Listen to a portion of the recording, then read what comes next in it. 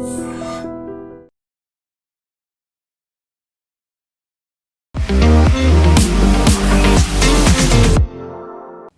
నేను Kavitha. Welcome to I dream news and నిజాలు. April 22, 2025 పహల్గాంలో ఉగ్రవాదులు దాడి చేసి అతి క్రూరంగా, కిరాతకంగా 26 మందిని చంపి ఇప్పటికీ సంవత్సరం గడుస్తోంది. ఆర్మీ కూడా జస్టిస్ ఈజ్ సర్వ్డ్ అనే మాటతో ఆపరేషన్ సింధూర్, ఆ తర్వాత ఆపరేషన్ మహదేవ్ చేపట్టింది. అక్కడ ఎవరైతే ఘాతుకానికి పాల్పడ్డారో వాళ్ళ అంతు చూసాము అని ఆర్మీ కూడా చెప్తోంది. బట్ ఈ పహల్గాం అటాక్ నుంచి మనం నేర్చుకోవాల్సింది ఏంటి? పాకిస్తాన్ మారిందా? ఇప్పుడు పీస్ మేకర్ అవతారం ఎత్తి ఏం చెప్పాలని పాకిస్తాన్ అనుకుంటోంది. మనతో పాటుగా ఉన్నారు సీనియర్ జర్నలిస్ట్ సురేష్ కొచ్చతిల్ గారు. సార్ నమస్తే. సో 1 year అనగానే మనకు ఆ రోజు జరిగినటువంటి అతి కిరాతకమైనటువంటి సంఘటన ప్రతి ఒక్కరికి మర్చిపోలేనటువంటిది. అందులోనూ కూడా మతం అడిగి మరీ కాల్చి చంపడం, వాళ్ళ పేర్లు అడిగి మరీ చంపడం అనేది ఇప్పటికీ అదే పాకిస్తాన్ తన బుద్ధి మార్చుకున్నట్టు కనిపించట్లేదు. మళ్ళీ 800 మంది ఎదురు చూస్తున్నారు బార్డర్ క్రాస్ చేయడానికి అన్నట్టుగా. అదే పాకిస్తాన్ మళ్ళీ పీస్ మేకర్ అవుతోంది. ఇరాన్ యుద్ధాన్ని ఆపుతాము అనే ఒక మాట చెప్తోంది. ఇది ఇంగ్లీష్లో ఒక సేయింగ్ ఉంది, leopard can never change it's spots అని. అది మీరు పెయింట్ కూడా కొట్ట చేదని చేయొచ్చు, కానీ it never change it's spots. మనం ఇది పెహల్గాం కన్నా ముందు కూడా మనం IC-814 మర్చిపోకూడదు. అది అట్లీస్ట్ మన కంట్రోల్లో లేకుండే. కండహార్లో కూర్చున్న ఒక ప్లేన్లో 200 మంది ప్యాసింజర్స్, దాంట్లో ఒకరిని అజిత్ దోవల్ గారు ముందే చంపేశారు వాళ్ళు ఆ రోజు. అదొక లెసన్ ఉండే మనకి ఆ రోజు జరిగిన దాని ప్రకారం. తర్వాత మనం పాకిస్తాన్లో చేసిన ఆపరేషన్ అంతా దురంధర్ లాంటి సినిమాలు చూసాం. డైరెక్ట్ అండ్ ఇండైరెక్ట్గా మనం చాలా చేసాం. కానీ పెహల్గాం చాలామంది జరిగినప్పుడు ఇమీడియట్గా గవర్నమెంట్ మీద తప్పు పట్టారు. ఆ రోజు మీరు సెక్యూరిటీ ఇవ్వలేదు అక్కడ, అది ఇదని చెప్పి చాలా మటుకు క్రిటిసిజం ఉంటాయి. మన దేశంలో ఆర్మ్చైర్ ఎక్స్పర్ట్స్ చాలామంది ఉన్నారు. ఒక ఇన్సిడెంట్ జరిగిన తర్వాత దాని గురించి క్రిటిసైజ్ చేయడంలో ఎక్స్పర్ట్స్ ఉన్నారు మన మనుషులు. నిర్మలా సీతారామన్ గారు బడ్జెట్ ప్రజెంట్ చేసినప్పుడు ఆ వారం మొత్తం అందరు బడ్జెట్ ఎక్స్పర్ట్ అయిపోతారు. ఏదైనా ఇట్లా ఇన్సిడెంట్ జరిగితే దాన్ని మళ్ళీ IPL వస్తే IPL టైంలో వాళ్ళు క్రికెట్ ఎక్స్పర్ట్స్ అయిపోతారు. ఇంటెలిజెన్స్ అనేది యాక్షనబుల్ ఇంటెలిజెన్స్ ఉండాలి. వర్షం పడుతుందా అంటే పడవచ్చు అని చెప్పేది మన మెట్రలాజికల్ డిపార్ట్మెంట్ వాళ్ళు చెప్తారు. పడితే పడుతుంది, లేకుంటే లేదు, ఒక ప్రాబబిలిటీ ఉంది అంతే. ఇంటెలిజెన్స్ కూడా అంతే. మీకు ఇంటెలిజెన్స్ చాలా సోర్సెస్ నుంచి వస్తుంది. ఒకటి హ్యూమన్ ఇంటెలిజెన్స్ అంటారు, అది ఆర్మీ లాంగ్వేజ్లో హ్యూమింట్ అంటారు, HUMNIT. హ్యూమన్ ఇంటెలిజెన్స్ ఏంటంటే బేసిక్లీ మీరు గ్రౌండ్ లెవెల్లో ఉన్న మనుషులకి ఒక గవర్నమెంట్ ఒక బడ్జెట్ కేటాయిస్తారు, ఆర్మీ కానీ పోలీస్ కానీ వాళ్ళకి. దానికి ఆడిట్ ఉండదు. అది మనం నక్సలైట్ మూమెంట్లో కూడా చూస్తాం, తెలంగాణలో కానీ ఎక్కడైనా. నక్సలైట్ వ్యతిరేకంగా ఉన్న వాళ్ళు ఇన్ఫార్మర్స్ కొంతమంది ఉంటారు, వాళ్ళకి లక్షలుగా డబ్బులు ఇస్తారు. వాళ్ళు ఇచ్చే ఇంటెలిజెన్స్ మీద ఎంత యూజ్ చేయొచ్చు ఆ ఇంటెలిజెన్స్. ఇప్పుడు ఇంటెలిజెన్స్ వచ్చినప్పుడు దాన్ని వెరిఫై చేయాల్సి వస్తుంది. ఒకరు వచ్చి చెప్పారు, సార్ ఆ అడవిలో 3 ఉన్నారు, టెర్రరిస్ట్ లాగా కనిపిస్తున్నారు, గడ్డ ఉంది, ఏదో బ్యాగులు వేసుకున్నారంటే then the army commander local లెవెల్లో ఆయన ఒక దాన్ని డబుల్ చెక్ చేయాల్సి వస్తుంది. ఆయన అక్కడ వెళ్ళలేరు కదా, లోపలికి వెళ్ళి చెక్ చేయలేరు. So then technical intelligence use చేస్తారు. అది డ్రోన్ ఉండొచ్చు, శాటిలైట్ ఇమేజరీ ఉండొచ్చు. కానీ అడవి ఉంటే శాటిలైట్ ఇమేజరీ పనికిరాదు, ఈవెన్ డ్రోన్ కూడా పనికిరాదు. Technical intelligence, heat seeking, infrared అట్లాంటి కెమెరాస్ యూస్ చేస్తారు. దాని తర్వాత ఒకసారి కన్ఫర్మేషన్ వస్తే then they send hit team పంపిస్తారు. అది జరుగుతుంది. మన దగ్గర కూడా యూపీ హయాం మీకు గుర్తుంటుంది, జర్మన్ బేకరీ బ్లాస్ట్ కానీ, మెక్కా మస్జిద్ బ్లాస్ట్ కానీ, మన దగ్గర జరిగిన గోకుల్ చాట్ కానీ, లుంబిని పార్క్, ఇట్లాంటి చాలా ఘటనలు జరిగినాయి, కోయంబత్తూర్ బ్లాస్ట్. అన్నిట్లో ఇంటెలిజెన్స్ వచ్చిందంటే బహుశా వచ్చి ఉంటుంది, ఒక బ్లాస్ట్ జరుగుతుందేమో అని చెప్పి. లేటెస్ట్గా మనకి Delhi blast, red fort blast మనకు తెలిసింది. దాంట్లో ఏమైందంటే ఒక కశ్మీర్ నుంచి మొదలైన ఒక పోస్టర్ ఇష్యూ నుంచి స్టార్ట్ అయింది. ఎవరో పోస్టర్ అంటించారు గోడ మీద, ఎవరని చెప్పి వాళ్ళని పికప్ చేసే CCTV నుంచి వాళ్ళు 10 మంది పేరు చెప్పారు, వాళ్ళని వెళ్ళి పట్టుకున్నారు. అక్కడి నుంచి లాస్ట్ మనిషి దొరకలేదు. ఈ వాజ్ డాక్టర్, నాకు తెలిసింది.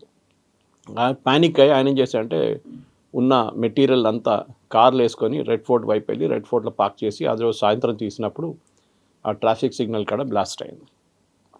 ఇప్పుడు దాంట్లో కూడా అడగొచ్చు, మీకు ఇంటెలిజెన్స్ ఏమైంది? మీరు మర్చిపోతున్నారు, వాళ్ళు 9 మందిని పట్టుకున్నారు, 10వ మంది 10% ఎస్కేప్ అయిపోయారు అంతే. ఆ 9 మందిని కూడా పట్టుకోకపోతే వాళ్ళు 9 మంది కూడా బ్లాస్ట్ చేస్తుండే ఆ రోజు. They would have done it. ఆ రోజు కాకుండా నెక్స్ట్ డే చేస్తారు. సో మన దగ్గర మనం సెక్యూరిటీ ఫోర్సెస్ని ఎప్పుడు మనం అప్రిషియేట్ చేయం మనం. ఏదో యుద్ధం జరిగితే ఉరి లాంటి అటాక్ జరిగినప్పుడు, సర్జికల్ స్ట్రైక్ చేసినప్పుడు, బాలకౌట్ చేసినప్పుడు మనం అప్రిషియేట్ చేస్తాం. మన దగ్గర ఇంకో ప్రాబ్లం ఏంటంటే మన దగ్గర ఉన్న ఆపోజిషన్ లీడర్స్ కొంతమంది మన గవర్నమెంట్ని, మన ఆర్మీని ఎప్పుడు క్రిటిసైజ్ చేస్తారు. రీసెంట్లీ మళ్ళీ బాలకోట్ గురించి రాహుల్ గాంధీ కొంచెం కామెడీ లాగా చేశాడు. బాలకోట్ గురించి ఏం జరిగింది, బాలకోట్లో ఏం చేయలేదు మనం చెప్పేసి. అంటే మీరు మన ఎయిర్ ఫోర్స్ వాళ్ళని ప్రశ్నిస్తున్నారు ఆ రోజు బాలకోట్లో ఏం జరిగింది. మనం ఇప్పుడు ఇజ్రాయెల్, అమెరికా యుద్ధం తీసుకోవచ్చు. ఇరాన్ మీద బాంబ్ చేసినప్పుడు ఇజ్రాయెల్ కానీ అమెరికా కానీ, అమెరికాలోని ఆపోజిషన్ లీడర్స్ కానీ, ఈవెన్ ఇజ్రాయెల్లోని ఆపోజిషన్ లీడర్ దాన్ని ఎప్పుడు ప్రశ్నలు అడగలేదు. వాళ్ళు చెప్పారు ఇంతమందిని చంపేసాం, ఖమేనీ పోయారు, Ayatollah that is the supreme leader died, దాంతోపాటు 40 మందిని మేము చంపేసాం కమాండోస్ అన్నారు. మీరు ఎవరైనా ఈ ఆపోజిషన్ లీడర్స్ మీరు వాళ్ళు డెఫినెట్గా అడుగుతారు ఎందుకు చేశారు, ఏం చేశారని చెప్పి వాళ్ళ వైపు నుంచి అడగొచ్చు. But they never asked. ఇజ్రాయెల్లో ఆపోజిషన్ లీడర్ ఎప్పుడు క్యాబినెట్లో కూర్చుంటారు. That is called war cabinet. వాళ్ళ దగ్గర యుద్ధం జరుగుతున్న టైంలో వాళ్ళ opposition leader is part of the cabinet. అంటే అంత కాన్ఫిడెన్షియల్ ఇన్ఫర్మేషన్ ఆయన క్యాబినెట్లో కూర్చున్నప్పుడు డిస్కషన్లో వస్తుంది. కానీ మన దగ్గర రాహుల్ గాంధీని కూర్చోబెడితే ఆయన బయటికి వెళ్ళి ప్రెస్ కాన్ఫరెన్స్ అదే మాట అంటారు. సో ఇంటెలిజెన్స్ అనేది ఒక డబుల్ ఎడ్జ్ సోర్డ్ లాగా యూజ్ చేసుకోవాలి మనం. మనకి 26/11 జరిగినప్పుడు ఆర్వీఎస్ మణి గారిని నేను ఇంటర్వ్యూ కూడా చేశాను చాలాసార్లు. ఆయన రాసిన పుస్తకం కూడా ఉంది, మిత్ ఆఫ్ హిందూ టెర్రర్ అని. దాంట్లో మనకు చాలా క్లియర్గా ఆ రోజు కరాచీ పోర్ట్ నుంచి ఒక బోట్ బయటికి వచ్చిందని పి చిదంబరం గారు పార్లమెంట్లో ఆ రోజు డిసెంబర్లో ఒక స్టేట్మెంట్ ఇచ్చారు, official statement. Next question was, సరే బోట్ కనిపించింది, మీరు ఏం చేశారు? కోస్ట్ గార్డ్ని చెప్పాం అండ్ ఇండియన్ నేవీని అలర్ట్ చేశాం. వాళ్ళు ఆ బోట్ని ట్రేస్ చేశారా? ఎస్. దాని తర్వాత ఏమైంది? ఆ బోట్ని వెళ్ళనిచ్చాం మేము. ఇది మనం బేసిక్. ఒక వాచ్మెన్ కూడా ఒక బిల్డింగ్లో ఎవడో సస్పీషియస్ క్యారెక్టర్ బయట తిరుగుతుంటే ఆయన ఓనియరు, ఆయన వెంటబడతారు, ఏం చేస్తాడు, ఎక్కడి దాకా వెళ్తున్నాడు చూడడానికి. ఈ కేసులో 26/11లో డెలిబరేట్లీ మనం ఆ బోట్ని వెళ్ళనిచ్చాం. తర్వాత మనకు తెలిసింది గుజరాత్ వైపు వచ్చి వాళ్ళు ఇంకొక బోట్ని హైజాక్ చేసి అక్కడి నుంచి వాళ్ళు ముంబై వైపు వచ్చారు. చాలా ల్యాప్సెస్ జరిగింది దాంట్లో. Security forces have to be lucky all the time, terrorist has B lucky only once అంటాం. అది చాలాసార్లు అట్లా జరిగింది. మనకు తెలియదు. అజిత్ దోవల్ గారు వాళ్ళ టీం, రా కానివ్వండి, మిలిటరీ ఇంటెలిజెన్స్ కానివ్వండి, ఈవెన్ స్టేట్ ఇంటెలిజెన్స్ కానివ్వండి, వాళ్ళు సక్సెస్ఫుల్గా ఆపిన టెర్రరిస్ట్ అటాక్ చాలా ఉంటుంది, కానీ వాళ్ళు దాని గురించి మాట్లాడరు. అది చాలా మటుకు మనం చూసాం. స్టేట్లో కూడా టెర్రరిస్ట్ అటాక్ ఆపారు, కానీ దాని గురించి ఒక చిన్న హింట్ ఇస్తారు, కానీ ఎగ్జాక్ట్లీ ఏం జరిగిందని ఆ రోజు వాళ్ళు మాట్లాడరు. 26/11 జర్మన్ బేకరీ, సంఝోతా ఎక్స్ప్రెస్, ఇదన్నీ జరిగినప్పుడు కూడా మనం చూసాం చాలా మటుకు గవర్నమెంట్ ఆఫ్ ఇండియా వైపు నుంచి ల్యాప్సెస్ ఉండే ఆ టైంలో. దాని తర్వాత ఆ ల్యాప్సెస్ని మనం సరిదిద్దుకున్నాం చాలా మటుకు. ఒకటి ఫర్ ఎగ్జాంపుల్, ఆ రోజు 26/11 జరిగినప్పుడు ఎన్ఎస్జీని, నేషనల్ సెక్యూరిటీ గార్డ్, అంటే బ్లాక్ క్యాట్ కమాండోస్ మన దగ్గర, వాళ్ళకు ఒక్కటే యూనిట్ ఉండే ఆ టైంలో మానేసార్లో. It is in Haryana, Delhi దగ్గరే. వాళ్ళకి ఢిల్లీ టెక్నికల్ ఏరియా పాలెంకి రావడానికి వాళ్ళకు ఈవినింగ్ ట్రాఫిక్లో గంట సేపు పట్టింది ఆ రోజు. వచ్చిన తర్వాత కూడా వాళ్ళని ఆపెట్టారు సార్, అది ఇంకో స్టోరీ, శివరాజ్ పాటిల్ స్టోరీ ఉంది. కానీ అప్పుడు వాళ్ళకి అర్థమైంది ఏంటంటే ఈ 1 hour ప్లస్ బాంబేకి ట్రావెల్ చేయడానికి ఇంకో 2 hours పట్టింది వాళ్ళకి. ఫైనల్ అక్కడ చేరుకున్నప్పుడు 4 గంటలకు చేరుకున్నారు సాయంత్రం పొద్దున. అప్పుడు దాకా ఆల్మోస్ట్ 150 మందిని చంపేశారు టెర్రరిస్ట్. ఆ రోజు ఒక డిసిషన్ ఏం తీసుకున్నారంటే వీళ్ళ హబ్స్ ప్రతి మేజర్ సిటీలో పెట్టారు. ఎందుకంటే నేషనల్ సెక్యూరిటీ గార్డ్ అనగానే వాళ్ళకి టాక్టికల్ ప్లానింగ్ ఉంటుంది. వాళ్ళు ఫర్ ఎగ్జాంపుల్ బిల్డింగ్ లోపల దూరినప్పుడు ఎట్టా హ్యాండిల్ చేయాలి టెర్రరిస్ట్ అని ట్రైనింగ్ వాళ్ళకు ఉంటుంది. అది మన వైపు నుంచి నేషనల్ సెక్యూరిటీ గార్డ్ కానివ్వండి, మార్కోస్ అని చెప్పి ఆ రోజు ఇండియన్ నేవీది ఒక కమాండో యూనిట్, వాళ్ళు కూడా ఇన్వాల్వ్ అయినారు బాంబేలో ఆ రోజు. So national security gourd unit ప్రతి స్టేట్లో ఇప్పుడు ఉంది. ఇప్పుడు ఆల్ మేజర్ మెట్రోస్, హైదరాబాద్ కానివ్వండి, చెన్నై కానివ్వండి, ముంబై. సో మీ రెస్పాన్స్ టైం తగ్గిపోతుంది. రేపు ఫర్ ఎగ్జాంపుల్ ఇందోర్లో ఒక అటాక్ జరిగితే nearest place can act immediately. అది ముంబై ఉండొచ్చు, హైదరాబాద్ ఉండొచ్చు, ఢిల్లీ ఉండొచ్చు, దే కెన్ ఇమీడియట్లీ. అండ్ వాళ్ళ కోసం డెడికేటెడ్గా ఎయిర్క్రాఫ్ట్ పెట్టుకున్నారు ఇప్పుడు. అది బిఎస్ఎఫ్ వాళ్ళ ఎయిర్క్రాఫ్ట్ ఉండొచ్చు, హెలికాప్టర్స్ ఉండొచ్చు, అన్నీ. ఆ రోజు మీకు గుర్తుంటుంది, వీళ్ళు ముంబైలో దిగిన తర్వాత వాళ్ళకి బాంబే ట్రాన్స్పోర్ట్ కార్పొరేషన్ బస్సు ఇచ్చారు వాళ్ళకి వెళ్ళడానికి. ఆలోచించండి. That they have to reach Taj. ఒక ఎంత ఫాస్ట్గా అక్కడ చేరుకుంటే అంత మంచిది అనుకుంటే వాళ్ళకి ఆల్మోస్ట్ గంట సేపు అక్కడ పట్టింది, ముంబై ట్రాఫిక్లోనే పట్టింది. సో చాలా లెసన్స్ నేర్చుకున్నాం ఆ రోజు మనం. అదే టైంలో పెహల్గామ్లో ఆ రోజు జరిగిన హత్య కూడా చాలా మటుకు ఒక పాకిస్తాన్ ప్లాన్డ్ టెర్రరిస్ట్ అటాక్, చాలా క్లియర్గా తెలుసు. ఎందుకంటే దాని తర్వాత మీరు చెప్పారు చూడండి, operation Mahadev was the continuation of that. దీని నుంచి చాలామంది ఎస్కేప్ అయ్యి ఆపరేషన్ మహాదేవ్ లేరు. నిన్నటి టైమ్స్ ఆఫ్ ఇండియా అని, ఇవాళ టైమ్స్ ఆఫ్ ఇండియా నాకు చాలా మటుకు ఇండియన్ న్యూస్ పేపర్స్లో వచ్చారు. అక్కడున్న 3 లోకల్స్ వీళ్ళని హెల్ప్ చేశారు, వీళ్ళని అక్కడ హౌసింగ్ ఇచ్చారు, వాళ్ళకి ఫుడ్ ఇచ్చిన తర్వాతనే ఈ షెల్టర్ ఇచ్చారు వాళ్ళకి. సో అదొక మనకి పెద్ద ఒక లెసన్. అంటే మన దగ్గర డబ్బుల కోసం అమ్ముడుపోయే చాలామంది ఉన్నారు అని క్లియర్గా తెలిసిపోతుంది. అది ఎప్పుడు అంతే, టెర్రరిస్ట్ బయట నుంచి వచ్చే టెర్రరిస్ట్కి లోకల్ సపోర్ట్ లేకుండా ఏం చేయలేరు. ఆ రోజు ముంబైలో 26/11లో కోలివాడలో దిగిన ఈ 10 పాకిస్తాన్ టెర్రరిస్ట్ని ట్యాక్సీ రెడీగా పెట్టుకున్నారు ఎవరు. 6 ట్యాక్సీలు రెడీగా ఉండే. అప్పుడు ఊబర్ లేదు, ఓలా లేదు, ఏం లేదు ఆ టైంలో. ఎవరు ముంబై తాజ్ బయట ఒక టీ షాప్ ఉండే, చిన్నది. టీ అంటే స్నాక్స్ అని సర్వ్ చేసేది, చిన్న బండి. ఆ రోజు అటాక్ జరిగిన తర్వాత ఆ రోజు నుంచి ఆ బండి లేదు, ఆయన మనిషి కూడా కనిపించట్లేదు. సో చాలా ఉండే. తాజ్ లోపలికి ఆర్మ్స్ తీసుకెళ్లారు, ఆయుధాలు ముందే పెట్టుకున్నారు. ఎవరు తీసుకెళ్లారు? సో కవిత గారు నేను అంతా ఎందుకు చెప్తున్నానంటే, ప్రతి టెర్రరిస్ట్ అటాక్ నుంచి ఒక లెసన్ నేర్చుకుంటాం మనం. We have to learn from Israel. ఇజ్రాయెల్లో 80s, 90s అండ్ ఈవెన్ 2000లో కూడా చాలా మటుకు సూసైడ్ బాంబింగ్స్ జరిగేది. అంటే వాళ్ళ బస్ స్టాండ్ దగ్గర, వాళ్ళ ఆర్మీ వాళ్ళ చెక్ పోస్ట్ దగ్గర ఈ ప్యాలెస్టీనియన్ టెర్రరిస్ట్ ఏం చేస్తారంటే, ఒక కార్ కానివ్వండి, ఒక బస్లో ఎక్స్ప్లోజివ్ ఫిలప్ చేసి వెళ్ళి కొట్టేస్తారు. 10-15 మంది చనిపోతారు. సో ఇజ్రాయెల్ నేర్చుకున్నారు దీన్ని చేంజ్ చేయాలనేది. ఫస్ట్ దే ఎన్ష్యూర్డ్ దట్ ఈ సెక్యూరిటీ ఫోర్సెస్ ప్రతి చోట ఉండాలి అనేది. అది మనకు పాసిబిలిటీ లేదు. అది మన భారతదేశంలో మీరు ఫర్ హైదరాబాద్ లాంటి సిటీలో మీరు ఎక్కడెక్కడ పెడతారు సెక్యూరిటీ ఫోర్సెస్ని, మీకు ఒక లిమిట్ ఉంటుంది. అది ప్రాబ్లం అనమాట. అట్లాంటి పరిస్థితుల్లో you have to depend on intelligence. Okay, ఇప్పుడు మీరు హేమంత్ కర్కరే కేసు చూసుంటారు, దానికన్నా లెఫ్టినెంట్ పురోహిత్ కేసు చూసుంటారు. హేమంత్ కర్కరే ఇప్పుడు ఆయన చనిపోయారు, ఆయన గురించి మాట్లాడడం బాగుండదు, కానీ he was one of the persons who tortured colonel Purohit. ఇప్పుడు కర్నల్ పురోహిత్కి ప్రమోషన్ వచ్చింది, he has become a brigadier now. ఇంకా 2 సంవత్సరాల సర్వీస్ కూడా పొడిగించారు ఆయన. మిలిటరీ ఇంటెలిజెన్సే మన దగ్గర ఉన్న ప్రేక్షకులు చాలామందికి తెలియదు. వాళ్ళ పని ఏంటంటే, స్టేట్ ఇంటెలిజెన్స్ ఉంటుంది, సెంట్రల్ ఇంటెలిజెన్స్ ఉంటుంది, రా ఉంటుంది. రా బేసిక్లీ బయట ఉన్న యాక్టివిటీస్ని కంట్రోల్ చేస్తారు. భారతదేశం బయట ఉన్నది. విత్ ఇన్ కంట్రీ మీ దగ్గర ఐబీ ఉంటుంది ఢిల్లీలో, అది కాకుండా స్టేట్ యూనిట్స్ ఉంటుంది. మిలిటరీ వాళ్ళకి వాళ్ళ ఇంటెలిజెన్స్ ఉంటుంది. ఓకే, మిలిటరీ ఇంటెలిజెన్స్ ఏం చేస్తారంటే ఎంఐ అంటారు, వాళ్ళు టెర్రరిస్ట్ ఫోర్సెస్లో జాయిన్ అయిపోతారు. మీరు కొన్ని కేసెస్ వినుంటారు, కాశ్మీర్లో అంతా he became kind of a person who గడ్డం పెంచుకొని వాళ్ళతో మిక్స్ అయిపోతారు. కర్నల్ పురోహిత్ చేసింది అదే. అభినవ్ భారత్ అని చెప్పి which has connections earlier to Savarkar and దానికన్నా ముందు మిగతా చాలామంది సెటప్ చేసిన ఒక హిందూ గ్రూప్ ఉండే, వాళ్ళ దాంట్లో దూరిపోయారు. అది వాళ్ళ పని. And he was reporting to his senior.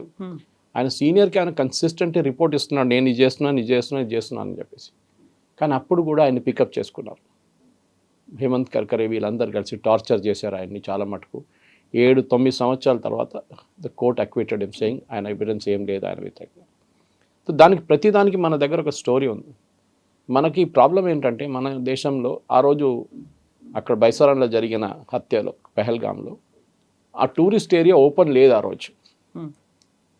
అక్కడ ఉన్న టూరిస్ట్ ఏజెన్సీస్ అంటే ఏజెంట్లు అనుకోండి, వాళ్ళు టూరిస్ట్ చాలామంది ఎక్కువ అయినప్పుడు అక్కడి నుంచి నెక్స్ట్ స్పాట్కి పంపించారు అందరినీ పెహల్గామ్ నుంచి. ఇది సెక్యూరిటీ ఫోర్సెస్ని ఇన్ఫార్మ్ చేయలేదు. కానీ మనం ఒక మాట అర్థం చేసుకోవాలి, ఇది పాకిస్తాన్ టెర్రరిస్ట్కి ఎట్లా తెలిసిందండి దట్ వీళ్ళందరూ బైసరాన్లో ఉంటారు ఆ టైంలో అని చెప్పేసి. అక్కడ లోకల్ కోఆర్డినేషన్ ఉండే. బహుశా ఈ ట్రావెల్ ఏజెంట్స్ కానివ్వండి, హోటల్ ఏజెంట్స్ కానివ్వండి, ఈ టెర్రరిస్ట్ గ్రూప్స్ నడిమిట్లో ఒక కోఆర్డినేషన్ ఉండే. లేకుంటే వాళ్ళందరూ పెహల్గామ్లో ఉంటారు కదా ఆ రోజు, టెర్రరిస్ట్ కూడా పెహల్గామ్కి వస్తుండే. Why did they go to that spot అంటే వాళ్ళకి ముందే తెలిసిపోయింది వీళ్ళు ఇక్కడికి వస్తారు. మీరు చూసుంటారు, వాళ్ళు రెక్కీ కూడా చేశారు. వాళ్ళు ఆర్గనైజ్డ్గా అయింది అంతా. సీసీటీవీలో వచ్చింది, ప్రీవియస్ డే వచ్చి రెక్కీ చేశారు, వాళ్ళు తిరిగారు ఆ ఏరియా అంతా, ఎంతమంది టూరిస్టులు వస్తున్నారు, ఎక్కడ పోతున్నారు అన్నీ చూడడానికి. So it was done in a very very pre planned way. మన ఒక ఆర్మీ యూనిట్ మీద అటాక్ చేసేది కాదు, ఒక సివిలియన్స్ వాళ్ళ మీద దాడి చేసినప్పుడు. మీరు ఉరీ చేసినప్పుడు కానీ మిగతా చోట్ల కూడా అటాక్స్ జరిగినప్పుడు కూడా వాళ్ళకి రెస్పాండ్ చేయడానికి టైం ఉండే. ఓకే, సరే వాళ్ళు రాత్రి నిద్రపోయినప్పుడు అటాక్ చేశారు ఉరీలో, అది that's a different story altogether. కానీ వాళ్ళకి అట్లీస్ట్ ఆయుధాలు ఉన్నాయి వాళ్ళ చేతిలో. ఇది ఇన్నసెంట్గా ఉన్న సివిలియన్స్, అది కూడా మీరు చెప్పినట్ల మీ మతం ఏంటి, మీరు కల్వా చదవండి అని చెప్పేసి చంపేసిన చాలామంది, 26 మంది చనిపోయారు ఆ రోజు. The lesson is very clear that one, preparedness చాలా ఇంపార్టెంట్. మళ్ళీ అది చెప్తున్నాను, terrorist has B lucky only once. And వాళ్ళకి కావాల్సిన అన్నిటికంటే పెద్దది ఏంటంటే పబ్లిసిటీ. ఏ టెర్రరిస్ట్ గ్రూప్ అయినా మీరు పిఎల్ఓ టైం నుంచి చూడండి, Palestine Liberation Organisation, Yasser Arafat, వాళ్ళు ఎయిర్క్రాఫ్ట్ హైజాకింగ్ కానీ, మ్యూనిక్ ఒలింపిక్స్లో 11 మంది ఇజ్రాయేలీ అథ్లీట్స్ చంపినప్పుడు కానీ వాళ్ళకి పబ్లిసిటీ చాలా ఇంపార్టెంట్. ఏ రోజు మీరు పబ్లిసిటీ ఎలిమెంట్ తీసేస్తారో ఆ రోజు నుంచి వీరు ఏం చేయరు. అది ఇజ్రాయెల్ నుంచి నేర్చుకోవాలి మనం. ఇజ్రాయెల్ ఎప్పుడు కూడా చూడండి, వాళ్ళ టెక్నికల్ ఇంటెలిజెన్స్, వాళ్ళ హ్యూమన్ ఇంటెలిజెన్స్ సూపర్గా ఉంటుంది. మీరు కేసెస్ చెప్పుకుంటే ఇజ్రాయెల్ చాలా ఉన్నాయి అట్లాంటిది. లాస్ట్ మనం గుర్తు చేయాల్సిన యహ్యా సిన్వార్ కానివ్వండి, మిగతా హమాస్ యాక్టివిస్ట్ని అందరినీ ఎట్లా చంపారు. దెన్ రీసెంట్గా ఈ ఆపరేషన్ మొదలైనప్పుడు వాళ్ళ రీసెంట్ దాంట్లో సుప్రీం లీడర్ని ప్లస్ 40-40 కమాండర్ని చంపారు. ఇంటెలిజెన్స్ ఎక్కడి నుంచి వస్తుంది వాళ్ళకి? వాళ్ళు కల్టివేట్ చేస్తారు వాళ్ళు. నిన్న Israel Mossad chief, farmer Mossad chief, ఇది లీడ్ చేసిన ఒక మనిషి, his name is mentioned only S M. ఆయన ఇరాన్లో ఆ రోజు చేసిన ఆపరేషన్లో ఆయనకి ఏదో జరిగింది, చనిపోయారు ఆయన. ఆయన గురించి నిన్న ఒక మెమోరియల్ సర్వీస్ పెట్టారు వితౌట్ నేమింగ్ హిమ్. అంటే వాళ్ళు అంత ఇంపార్టెన్స్ ఇస్తారు ఇంటెలిజెన్స్ కోసం. మన దగ్గర I think the main thing we lakh at the state level is intelligence. ఇప్పుడు మన తెలంగాణలో చెప్తే మీరు, మన ఎస్ఐబి ఉంటే ఇక్కడ, వాళ్ళు నెక్సలిజం వైపు చాలా మటుకు చూస్తారు, చెక్ చేస్తారు, వాళ్ళ మీద ఒక ఇన్ఫర్మేషన్ ఉంది. కానీ అట్ లోకల్ లెవెల్ ఇంకా మనకు చాలా ఇంప్రూవ్ చేయాల్సి ఉంది, ఎస్పెషలీ టెక్నికల్ ఇంటెలిజెన్స్ అన్నమాట. అది మనం చేయాల్సింది. వాళ్ళకి దానికోసం కావాల్సిన ఎక్విప్మెంట్ కావాల్సి వస్తుంది. మీరు పెగసస్ గురించి వినుంటారు, ఇజ్రాయలీ సాఫ్ట్వేర్ ఒకటి చాలా పెద్ద కాంట్రవర్సీ క్రియేట్ చేసింది. అది ఇదంతా మనకు కావాల్సింది. ఒక దేశం అట్ ద సేమ్ టైం మనం ఒక పోలీస్ స్టేట్గా మారకూడదు. అదొకటి ఉంది, ఎప్పుడైనా చెప్తుంటారు చూడండి, we should not become a police states. మనం రష్యా కాదు, నార్త్ కొరియా కాదు అని చెప్తారు, కరెక్టే అది. కానీ మన మీద ఆమ్నీ ప్రెసెంట్ ఎప్పుడు పాకిస్తాన్ మన వైపు ఒక నిఘా ఉంటుంది. పాకిస్తాన్ వాళ్ళ మెయిన్ ఏం ఏంటంటే బ్లీడ్ ఇండియా విత్ 1000 cuts అని చెప్పారు. ఆ స్టేట్మెంట్ మనం ఎప్పుడు మర్చిపోకూడదు. ఎగ్జాక్ట్లీ. ఇంత జరిగింది, ఆ తర్వాత పాకిస్తానే మోస్ట్ ఎఫెక్టెడ్ కంట్రీగా కూడా ఐడెంటిఫై చేశారు, టెర్రరిజంతో ఎక్కువ ఎఫెక్ట్ అయింది అనేది. అక్కడి నుంచే బోల్డ్ అంతమంది ఒక ఫ్యాక్టరీ లాగా బయటకు వస్తున్నారు అనుకున్నప్పుడు, బార్డర్ని క్రాస్ చేయడానికి కావచ్చు, వీటన్నిటితో రెడీగా ఉన్నారు అనుకున్నటువంటి అదే పాకిస్తాన్ ఇప్పుడు మళ్ళీ ఇంకొక అవతారం ఎత్తింది. అంతకుముందు ఈ మా యుద్ధాన్ని ఆపింది మీరే, మీకు నోబెల్ పీస్ ప్రైజ్ ఇవ్వాలి అనేటువంటి అనౌన్స్మెంట్ వచ్చింది. ఇప్పుడు వాళ్ళు ఒక వేదికను పెట్టుకున్నారు, ఇస్లామాబాద్ టాక్స్ అనేవి అక్కడ అవుతున్నాయి. వాళ్ళు ఒక పీస్ మేకర్స్గా అవతారం ఎత్తారు. ప్రపంచం నమ్ముతుందంటారా వాళ్ళని? ఫెయిల్ అయింది కదా నిన్న, వాళ్ళ క్లియర్ కలర్ నిన్న బయటకు వచ్చింది. అది ఇజ్రాయెల్ వాళ్ళు దీనికన్నా ముందు కూడా వార్న్ చేశారు. ఈ యుద్ధం మొదలైనప్పుడు Pakistan first time peace talk పెడితే నెవర్ ట్రస్ట్ ద పాకిస్తానీస్ అన్నారు ఇజ్రాయెల్. Never trust. ఎందుకంటే వీళ్ళని ఎప్పుడు చెప్తారు, wolf in a sheep's clothing అని. ఓకే, వీళ్ళు చేసిన, మన వైపు చేసిన టెర్రరిస్ట్ అటాక్ అందరికి తెలిసిందే. తాలిబాన్ని పెంచి పోషించింది ఎవరని అందరికీ తెలిసిందే. తర్వాత అదే తాలిబాన్ వీళ్ళ వ్యతిరేకంగా దాడులు మొదలుపెట్టారు. సో పాకిస్తాన్ అనే ఒక దేశంది మెయిన్గా మనం ఇప్పుడు కూడా చూడండి, president Trump, vice president Vance మాట్లాడుతున్నది అసీం మునీర్తో, షబాజ్ షరీఫ్తో కాదు.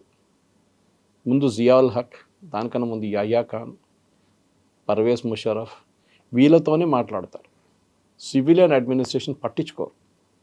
ఎలక్షన్ గెలిచిన ఇమ్రాన్ ఖాన్ జైల్లో ఉన్నారు, ఎలక్షన్ ఓడిపోయిన షబాజ్ షరీఫ్ బయట ఉన్నాడు. ఇది వీళ్ళ దగ్గర నుంచి నేర్చుకోవాల్సింది. జుల్ఫికర్ అలీ భుట్టోని ఉరితీశారు, బేనజీర్ భుట్టోని చంపారు. ఇట్లాంటి చాలా ఎగ్జాంపుల్స్ ఉన్నాయి పాకిస్తాన్లో. సో పాకిస్తాన్ అనే ఒక దేశం మన మీద ఒక అన్ఫినిష్డ్ అజెండాగా భారతదేశం మీద బ్లీడ్ ఇండియా విత్ 1000 cuts. అది మన వైపు మనం అర్థం చేసుకోలేదు ఎన్ని సంవత్సరాల నుంచి. మనం ఒక డెమోక్రసీ, మనం ఏం చేద్దాం, మనం హ్యూమన్ రైట్స్ అది ఇది మాట్లాడుకుని, పాకిస్తాన్ ఎప్పుడు వాళ్ళకి అట్లాంటి ఏం లేదు. వాళ్ళకి మన మీద దాడి చేయాలి. ఇప్పుడు Kashmir is an unfinished agenda అంటారు వాళ్ళు. హైపోథెటికల్ అనుకుందాం కవిత గారు, కశ్మీర్ వాళ్ళ వైపు వెళ్ళింది అనుకోండి, దాంతో నాగుతారా? కాదు. మళ్ళీ జునగఢ్ అంటారు, Expand మళ్ళీ చేస్తారు. హైదరాబాద్ అంటారు. ఎస్, ఇది పాకిస్తాన్ స్ట్రాటజీ. వాళ్ళకు మనం ఒక దేశం ఇచ్చాం. వీ వాంట్ ముస్లిమ్స్ కోసం దేశం కావాలంటే స్పెసిఫిక్గా రిలీజియస్ బేస్డ్ ఒక దేశం వాళ్ళకి ఇచ్చాం. మనం ముక్క లైన్ గీత గీసేసి వాళ్ళకి ఇచ్చేస్తారు మహాత్మా గాంధీ, నెహ్రూ కలిసి. కానీ దాంతో వాళ్ళకి సరిపోవట్లేదు. వాళ్ళకి భారతదేశం ఒక సక్సెస్ఫుల్ నేషన్గా, ఒక డెమోక్రసీగా మారింది. వాళ్ళకి ఇంకా తట్టుకోలేకపోతున్నారు వాళ్ళు. Pakistan is a failed state, మనందరూ తెలిసింది. ఎకనామికలీ ఫెయిల్డ్ వాళ్ళు, పొలిటికలీ వాళ్ళు ఫెయిల్ అయినారు. ఇప్పుడు చూడండి, అప్పు తీసుకొని వాళ్ళు లోన్ కడుతున్నారు. సౌదీ అరేబియా దగ్గర డబ్బులు తీసుకొని యూఏకి డబ్బులు ఇస్తున్నారు. నిన్న సుడాన్కి అమ్మాల్సిన ఎయిర్క్రాఫ్ట్ ట్రై చేశారు, అది నిన్న ఫెయిల్ అయిపోయింది. సౌదీ అరేబియా డబ్బులు ఇయ్యరని చెప్పారు. సో పాకిస్తాన్ని మనం ఎప్పుడు గుర్తుపెట్టుకోవాలి, పాకిస్తాన్ని ఇంటర్నేషనల్ లెవెల్లో వాళ్ళని ఐసోలేట్ చేయాలి. ఇన్ఫ్యాక్ట్ ఇవాళ పొద్దున్న నేను లేవంగానే ఫస్ట్ ట్వీట్ అదే చేశాను అసీం మునీర్ గురించి. The mastermind behind Pahalgam attack is now being touted as a peacemaker. అది మనం ఇంటర్నేషనల్ లెవెల్లో ఎక్స్పోజ్ చేయాలి. మన దగ్గర ఉన్న ప్రతి భారతీయుడిది responsibility, even within India and outside India. That should expose Asim Munir how Pahalgam కాదు, చాలా మటుకు అటాక్స్కి, because he was ISI chief before this. ప్రతి దాడిలో కూడా ఇట్లాంటి మనుషులు కార్గిల్లో మన అందరూ తెలిసిందే. కవిత గారు మీకు గుర్తుంటుంది, కార్గిల్ జరిగినప్పుడు పర్వేజ్ ముషరఫ్ ఏమన్నారు, నాకు తెలియదు, జరిగిందా అన్నారు. షరీఫ్ కూడా అదే అన్నారు ఆ టైంలో, జరిగిందా నాకు తెలియదే. తర్వాత అన్నారు, ఆర్మీ నా దగ్గర నుంచి ఇదంతా దాచిపెట్టారు, పాకిస్తాన్ ఆర్మీ అని. పాకిస్తాన్ సైనికులు చనిపోయినప్పుడు మన వైపు బాడీ తీసుకెళ్ళండి రా అంటే తీసుకెళ్ళలేదు వాళ్ళు. ఏ ఆర్మీ అయినా వాళ్ళ ఆర్మీ అంటే ఆర్మ్ ఫోర్సెస్ అనుకోండి, వాళ్ళ సోల్జర్స్ డెడ్ బాడీని వాళ్ళు ఇడవరు, తీసుకెళ్తారు ఏ స్టేట్లో ఉన్నా కానీ. మనం సౌరవ్ కాలియా వీళ్ళంతా మనకు తెలుసు ఆ టైంలో జరిగినప్పుడు, కార్గిల్లో ఇనీషియల్ డేస్లో 41 రోజుల తర్వాత మనకు ఆ డెడ్ బాడీ దొరికింది మనకి. But we got dum back. పాకిస్తాన్కి అది లేదు. పాకిస్తాన్కి ఏంటంటే వీళ్ళందరూ ఎక్స్పెండబుల్, అంటే ఒక ఈగలాగా కొట్టేసినా కూడా మాకు ప్రాబ్లం లేదు, మా సోల్జర్స్ పోనీయండి అంటారు. ఎందుకంటే వాళ్ళ మెయిన్ లీడర్స్ హోల్లీ కరప్ట్. మీరు పాకిస్తాన్ జనరల్ యాయా ఖాన్ టైం నుంచి చూడండి, ఫస్ట్ వాళ్ళు లండన్లో ఒక పెద్ద ఇల్లు తీసుకుంటారు, వాళ్ళ పిల్లలంతా బయట పంపిస్తారు, వాళ్ళ ఫ్యామిలీ కూడా అక్కడే ఉంటారు, వాళ్ళ చదువు అంతా అక్కడే. కానీ Pakistan as a nation is failed. మన భారతదేశంలో పావర్టీ లేదని కాదు చెప్పట్లేదు, మన దేశంలో కూడా ఇన్ఈక్వాలిటీ లేదని కాదు. కానీ యాజ్ అ డెమోక్రసీ మీరు కంపేర్ చేస్తే యాపిల్ టు యాపిల్ మనం ఎక్కడో ఉన్నాం. ఎకనామిక్లు చూడండి, మన దగ్గర మన ఫారిన్ ఎక్స్చేంజ్ 700 బిలియన్ ఉంటే వాళ్ళ దగ్గర 22 బిలియన్ ఉంది ఇప్పుడు, అంతే. సో యాజ్ అ నేషన్ మనం ఏం నేర్చుకోవాలంటే, పాకిస్తాన్ ఇది ట్రై చేస్తారు కవిత గారు. మీరు ఒక రెస్పెక్టబిలిటీ రావాలంటే ఏం చేస్తారు, ఒక దొంగ కూడా ఒక ప్రాఫిట్గా మారిపోతారు. అదే జరుగుతుంది ఇక్కడ. ఒక పెద్ద రిలీజియస్ లీడర్ అయిపోతారు దొంగ కూడా కావాలని చెప్పేసి. మనతో చాలా ఎగ్జాంపుల్స్ ఉన్నాయి అట్లా. ఓకే, ధీరేంద్ర బ్రహ్మచారి టైం నుంచి ఎగ్జాంపుల్స్ మీద ఎగ్జాంపుల్స్ వస్తుంది మీకు. సో అది ఎప్పుడు అంటారు, politics is the last refuge for a scoundrel అంటారు. అట్లనే ఇది కూడా సేమ్ థింగ్. సో ఒక ఆర్మీ డ్రెస్ వేసుకున్న అసీం మునీర్ సడన్గా సూట్లో కనిపిస్తున్నారు. సిరియాలో అల్ఖైదా టెర్రరిస్ట్ గ్రూప్కి $10 మిలియన్ రివార్డ్ ఇచ్చిన మనిషిని అమెరికా ఇప్పుడు సూట్ వేయించి ఆయన వైట్ హౌస్ పిలిపించి ఆయన సిరియన్ ప్రెసిడెంట్గా ప్రఖ్యాపించారు. సో ఇప్పుడు జేడీ వ్యాన్స్ ఫస్ట్ ఫేజ్లో అయినటువంటి పీస్ టాక్స్ కోసం వచ్చినప్పుడు పాకిస్తాన్ ఒక నార్వే నుంచి వచ్చినటువంటి మోస్ట్ వాంటెడ్ క్రిమినల్ ఆయన అక్కడ ఉన్నాడు అనేది. ఇప్పుడు ఇవాళ చూడండి, ఇవాళ పొద్దున డిస్కషన్, నేను పొద్దున ఒక 6 గంటల నుంచి వింటున్నాను డిస్కషన్ ఏం జరిగింది. Are we speaking to the right people అని యుఎస్ వాళ్ళు అడుగుతున్నారు ఇప్పుడు. అంటే మీకు తెలియదా మీరు ఎవరితో మాట్లాడుతున్నారని? మీకు తెలియదా అబ్బాస్ అగార్చి ఎవరు, పెస్కేషన్ ఎవరు, వాళ్ళ గలిబాఫ్ ఎవరు మీకు తెలియదా? మీకు లేదు. వాళ్ళ నడిమిట్లో కోఆర్డినేషన్ లేదు. వాళ్ళ ఐఆర్జీసీ సపరేట్, వీరు separate. IRGC chief Qasem Soleimani close friend ఇదే అసీం మునీర్ ఉండే, అమెరికా చంపిన కాసిం సులేమానీ. అప్పుడు మీకు తెలియదా who is this character Asim Munir అని? అసీం మునీర్ని వాడుకుంటున్నారు ఇరాన్, అది మర్చిపోతున్నారు పాకిస్తాన్. ఇదే Asim Munir rare earths deal కోసం యుఎస్ ప్రెసిడెంట్కి మొత్తం వాళ్ళ ఏరియా అంతా అప్పగించేశారు. దానికోసం is very close to him. అమెరికాకు ఒక కాన్సెప్ట్ ఉంది కవిత గారు, వాళ్ళు ఒక మనిషిని వాడుకొని కరివేపాకులాగా పక్కన పడేస్తారు. చాలా ఎగ్జాంపుల్స్ ఉన్నాయి అట్లా. మీ తాలిబాన్ చూడండి. ఫస్ట్ ఆఫ్ ఆల్ ఒక టైంలో తాలిబాన్ని రష్యాని ఎక్కడి నుంచి ఓడించడానికి వాళ్ళు తీసుకున్నారు. దాని తర్వాత తాలిబాన్ వాళ్ళ వ్యతిరేకంగా వచ్చేసారు. అప్పుడు అల్ఖైదా వచ్చారు. అల్ఖైదాని కొట్టడానికి తాలిబాన్ వాడుకున్నారు. తర్వాత తాలిబాన్ వచ్చి మళ్ళీ వీళ్ళ మీద కొట్టారు. వీళ్ళందరూ పారిపోయారు పాకిస్తాన్ నుంచి, అంటే ఆఫ్ఘనిస్తాన్ నుంచి. ఇది వీళ్ళ అమెరికాది కన్సిస్టెంట్ పాలసీ. ప్రతి దేశంలో వాళ్ళు వెళ్తే దే విల్ యూస్ ఆ లీడర్ని యూస్ చేస్తారు, దాని తర్వాత వాని పక్కన పడేసి వెళ్ళిపోతారు. అది మనకు జియావుల్ హక్ తీసుకోండి, క్లాసిక్ ఎగ్జాంపుల్ జియావుల్ హక్. జియావుల్ హక్ని ఎంత బాగా వాడుకున్నారు ఆఫ్ఘనిస్తాన్ దాంట్ క్రైసిస్ టైంలో. అమెరికా డబ్బులు అయితే విపరీతంగా ఇచ్చారు వాళ్ళకి, బిలియన్స్లో ఖర్చు పెట్టారు. లాస్ట్ ఏం జరిగింది, when Ziaul Haq started threatening America, వాళ్ళని థ్రెటన్ చేయడానికి మొదలుపెట్టినప్పుడు ఏం చేశారు, ఆయన ఒక రోజు పెషావర్ నుంచి వస్తున్నప్పుడు అక్కడ మ్యాంగోస్ ఏరియా అది, ఆ మ్యాంగో దాంట్లో ఒక పెద్ద క్రేట్లో బాంబులు పెట్టి ఆ ఎయిర్క్రాఫ్ట్ని పేల్చేశారు in the air. Zia-ul Haq దాంట్లో చనిపోయారు.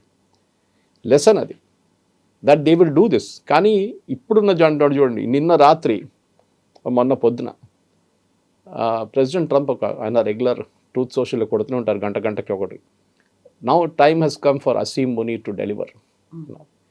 అంటే ఒక థ్రెట్ లాగా, ఇన్ని రోజులు నీతో మేము ట్రస్ట్ చేసాము, ఇప్పుడు ఇరాన్ వాళ్ళని కూర్చోబెట్టి చేసి చూపించండి, చేయకపోతే అంతే సంగతి నీది కూడా. సో అమెరికా అంతే చాలా clear, my good friend Asim Munir అని అన్నీ చెప్తారు ఆయన. ఈవెన్ మోదీ గారి గురించి చెప్తారు కదా, is my very good friend. America they are very transactional people, especially Trump. ఆయన ఒక రియల్ ఎస్టేట్ అని చూడండి, ఎప్పుడు అగ్రిమెంట్ అని చెప్పారు, we will sign this agreement అని ఎప్పుడు, we have do this deal అంటారు. That's a typical business language. ఈ డీల్ సైన్ చేయబోతున్నాం, ఈ బిల్డింగ్ కట్టడానికి ఉన్న డీల్, ఈ ల్యాండ్ డీల్ మనం సైన్ చేయబోతున్నాం, అదే వాళ్ళ లాజిక్ ఉందన్నమాట. సో మనం పాకిస్తాన్ వైపు నుంచి ఎప్పుడు ఇంగ్లీష్లో అంటారు, we should never let our guard down. Pakistan మారరు, నో మ్యాటర్ వాట్. మన దగ్గర అమన్ కి ఆశా, మన దగ్గర చాలామంది జర్నలిస్ట్, నాకు ఇప్పుడు కూడా గుర్తుంది, పాకిస్తాన్ తీసుకెళ్ళి వాళ్ళని మొత్తం ఒక వారం 10 రోజులు తిప్పి అక్కడ వాళ్ళకి బిర్యానీ తినిపించి వాళ్ళకి పాకిస్తానీ గిఫ్ట్స్ ఇచ్చి పంపించిన చాలామంది జర్నలిస్ట్ మన దగ్గర ఉన్నారు. ఇప్పుడు కూడా ప్రో పాకిస్తాన్ ఆర్టికల్స్ రాస్తారు వాళ్ళు. అమన్ కి ఆశా, పాకిస్తాన్లో ఉన్న ప్రజలంతా మనలాగానే పాకిస్తాన్ ఆర్మీ ఇట్లా ఉన్నారు, మనం ఏం చేయాలని చెప్తారు. నో సారీ, మీరు హమాస్ అండ్ గాజాలో ఉన్న సివిలియన్స్ లాగానే ఇది కూడా. ఆ రోజు ఇజ్రాయెల్ మీద దాడి చేసినప్పుడు October, it was civilians of Gaza, వాళ్ళు తోడు వెళ్ళారు, హమాస్ తోడు, వాళ్ళు కూడా చంపారు చాలామంది, కిడ్నాప్ చేసి తీసుకొచ్చారు. సో మీరు సివిలియన్స్ని మీరు సపరేట్ చేయకండి Pakistan, they are as much. ఎందుకంటే వాళ్ళు పుట్టింది ఒక రిలీజియస్ బేస్డ్ నేషన్గా, వాళ్ళకి రిలీజన్ ఇస్ మోస్ట్ ఇంపార్టెంట్. అది religion is the opium for the masses అంటారు. ఇప్పుడు వాళ్ళని అందుకోసం చేశారనమాట. అప్పుడు వాళ్ళు భారతదేశాన్ని ఎప్పుడు చూడండి, ఇప్పుడు కూడా మీరు కాఫిర్లు, స్టోన్ వర్షిపర్స్, చెట్టును పూజిస్తారు, రాయిని పూజిస్తారు, వాళ్ళు ఎప్పుడు చెప్తుంటారు. మీరు సోషల్ మీడియా చూసుకుని వాళ్ళ పొలిటికల్ కమెంటరీ చూడండి, Pakistan from Dawn news paper to మిగతా ఛానల్స్ కూడా అన్నీ భారత వ్యతిరేకంగానే మాట్లాడతారు వాళ్ళు. కానీ మన దగ్గర కొంతమంది ఛానల్స్ ఉన్నారు, వాళ్ళు కావాలని చెప్పి పొద్దున్న లేసి పాకిస్తాన్ భజన కూడా చేస్తారు. ఇప్పుడు పహల్గామ్ అటాక్ అప్పుడే సరికొత్త ఉగ్రవాద సంస్థ ద రెసిస్టెంట్ ఫ్రంట్ అనేది కూడా వచ్చింది అనేది తెలిసింది. ఆ టైంలోనే మనం జీరో టాలరెన్స్ అని పార్లమెంటేరియన్ని డిఫరెంట్ కంట్రీస్కి పంపించాము. ఇవన్నీ చేసిన తర్వాత అక్కడికి ఆగిపోయిందా, ఆ తర్వాత అది కంటిన్యూ అవుతుందా, ఏం జరుగుతుంది? రెసిస్టెంట్ ఫ్రంట్ అయితే అప్పుడు అనౌన్స్ చేసింది, ఒక డెసిగ్నేటెడ్ స్టేట్ అనేది ఇచ్చింది అమెరికా, ఒక ఉగ్రవాద సంస్థగా గుర్తింపు ఉంది అనేది, దాని మీద బ్యాన్ చేస్తున్నామని. అది మాత్రం సరిపోదు కదా, అంతకు మించి యాక్షన్ అనేది చూపించాలి. ఎగ్జిక్యూషన్ ఎలా ఉంది అనేది ఉంటుంది. ఆపరేషన్ సింధూర్ దాని రైట్ ఆన్సర్. మనం ఆ రోజు 2 వైపుల నుంచి కొట్టాం. ఫస్ట్ పాకిస్తానీ టెర్రరిస్ట్ గ్రూప్స్ని కొట్టాం. అది మసూద్ అజర్ వాళ్ళ ఫ్యామిలీ ఉండొచ్చు, అక్కడ ఉన్న టెర్రరిస్ట్ గ్రూప్ లష్కర్ ఏ తైబా ఉండొచ్చు, మిగతా వాళ్ళ మీద కొట్టాం. ఈ రెసిస్టెన్స్ ఫ్రంట్ మిగతా పేర్లని కవిత గారు ఆ టైంకి వాడుకోవడానికి యూజ్ చేస్తారు వాళ్ళు. మీరు మూమెంట్ లష్కర్ ఏ తైబా చేస్తే కూడా లష్కర్ ఏ తైబా రెస్పాన్సిబిలిటీ తీసుకోరు. ఇట్లాంటి ఒక కొత్త పేరు పెట్టి లెటర్ తయారు చేసి ఒక ప్రెస్ నోట్ ఇష్యూ చేస్తారు, మేమే చేశామని చెప్పి. మీకు గుర్తుంటుంది, రెసిస్టెన్స్ ఫ్రంట్ అనేది 2 రోజుల తర్వాత వాళ్ళు విత్డ్రా చేసుకున్నారు వాళ్ళ వెబ్సైట్ నుంచి. ముందు వాళ్ళు అన్నారు మేమే చేశామని చెప్పి, దాని తర్వాత వెబ్సైట్ మాయమైపోయింది, ఆ లెటర్ కూడా మాయమైపోయింది దాంతో. సో ఇది వాళ్ళ స్ట్రాటజీ. ఇది టెర్రరిస్ట్ గ్రూప్ని కొట్టడానికి again I come back to Israel. నేర్చుకోవాలంటే వాళ్ళ దగ్గర నేర్చుకోవాలి. ఘర్ మే ఘుస్కే మారేంగే పాలసీ ఇస్ ఇజ్రాయెల్స్ పాలసీ. అది లెబనాన్ ఉండొచ్చు, మీరు ఇరాన్ ఉండొచ్చు, హూతీలు ఉండొచ్చు, హమాస్ ఉండొచ్చు, హెజ్బుల్లా ఉండొచ్చు, ప్రతి చోట వాళ్ళు వెళ్ళి కొడతారు. వాళ్ళు అంటారు మా ప్రజలు వాళ్ళ జీవితం కాపాడుకోవాల్సిన మా రెస్పాన్సిబిలిటీ. ఐ థింక్ ఆ ఒక ఫిలాసఫీ, నేను యూపీఏ గవర్నమెంట్ తప్పు పట్టట్లేదు, కానీ మోదీ గారు వచ్చిన తర్వాత అగ్రెషన్ ఒకటి వచ్చింది. అప్పుడు దాకా మనం ఎన్నిసార్లు మనం కొడితే కూడా పోతే ఏం పోయిందిలే, మహాత్మా గాంధీ ఫిలాసఫీ కదా, మనం ఒక చెంప కొడితే ఇంకో చెంప చూపి. ఇప్పుడు లేదు, ఘర్మే గుస్కే మారే, మా చెంప మీద కొడితే నిన్ను కొట్టేస్తారు అంతే, ఫినిష్డ్. ఆ పాలసీ మనకు ఉండాలి, భయం ఉండాలి వాళ్ళకి. I think that lesson is more or less very important మనకి. అది జరిగింది కూడా, మీరు చూసుంటారు. సింధూర్ తర్వాత ఆ రోజు మోదీ గారు చెప్పారు, ఆపరేషన్ సింధూర్ పాజ్ చేశాం, వీ డిడ్ంట్ స్టాప్ ఇట్. ఏ రోజు మా మీద మళ్ళీ దాడి చేస్తారో ఆ రోజు ఎగ్జాక్ట్ 1 year అయింది. రేపు జరిగింది అనుకోండి, మీరు చెప్పినట్లు చాలామంది వెయిట్ చేస్తున్నారు అవతలని చెప్పి, we will hit and we should expose the Pakistani establishment. అది మన వైపు నుంచి చేయాల్సింది. దాన్ని ఇజ్రాయెల్ హెల్ప్ వాడుకోవాలన్నా లేకుంటే మిగతా దేశాల హెల్ప్ వాడుకోవాలన్నా మనం చేయాల్సింది. కానీ అసీం మునీర్ కానీ ఈ షబాజ్ షరీఫ్స్ అయితే useless fellow, he's absolutely nobody. ఈ పాకిస్తానీ ఆర్మీ ఎస్టాబ్లిష్మెంట్ని మనం ఎక్స్పోజ్ చేయాలి. ఎందుకంటే వాళ్ళకు ఒక భయం ఉండాలి, దట్ రేపు వాళ్ళని కూడా మనం కొడతామని చెప్పేసి. ఆ భయం ఉంటేనే మంచిది. హిందీలో అంటారు డర్ అచ్చా హై. అది. Thank you so much. Thank you very much.